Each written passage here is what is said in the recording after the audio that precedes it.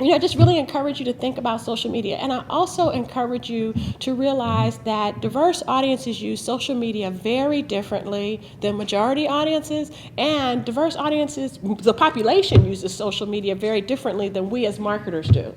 There are different populations who use it more or less than others, but, there's not a lot of diversity on Twitter, I'm gonna tell you now, unless you're looking for people 18 to college students who no longer want to be on Facebook, right?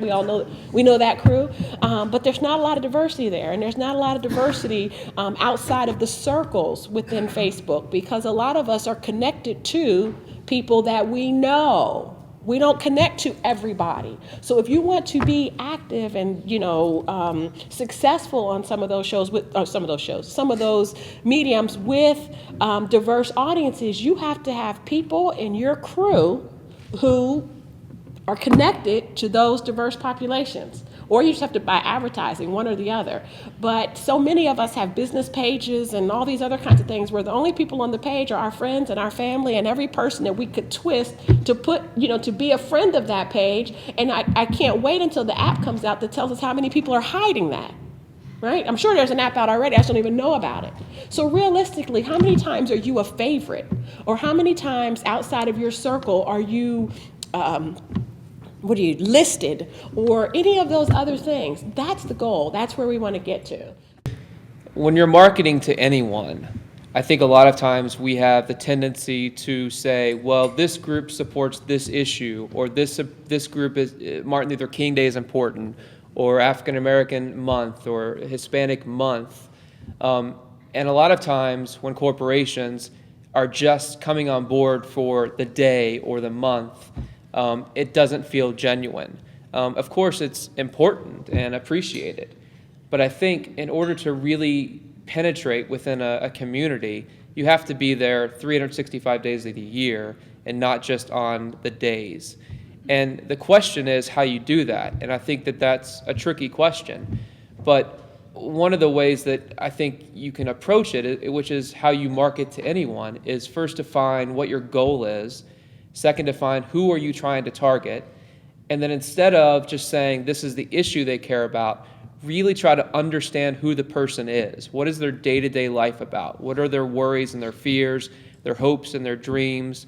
And you can do that through both quantitative and qualitative research, through focus groups, through polls, through all of that. And then once you really have an understanding of who this person is and what their day-to-day lives are, you then say, what's the best means to communicate to this group? Diversity is a two-way street. So one thing is definitely we want to sell to all the different diverse groups and make money out of that, no question about it. But it's also, it pays off to as Chris said, to reach out and get to know somebody different than you are. Why?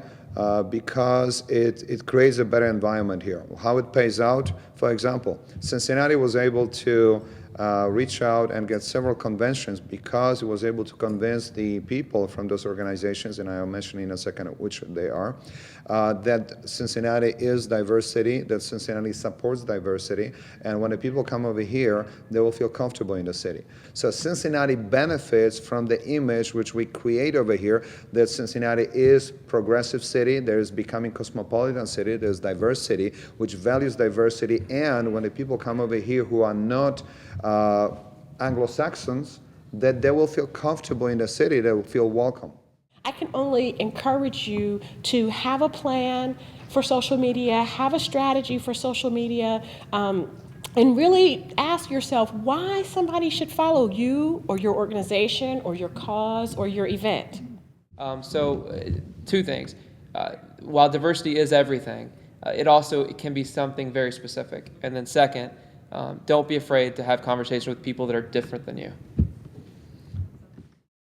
I think, in this day and age with Facebook and Twitter and all the social media, outlets that we have, it is very crucial to provide interesting and engaging content. And I think we all need to keep that in mind when we are posting things on Facebook so we can retain the people who like us, the people who are fans of our organization. And I feel like the biggest takeaway today is that diversity is more than just understanding specific groups of people, but understanding all the different groups of people that aren't just yourself. It's exposing yourself to others' cultures, how others might be interpreting what you are saying, as well as understanding that it's really about everyone's individual experience and finding a way as a marketer to communicate to a way that customers will actually feel connected and feel that will be genuinely interested in communicating with the other groups.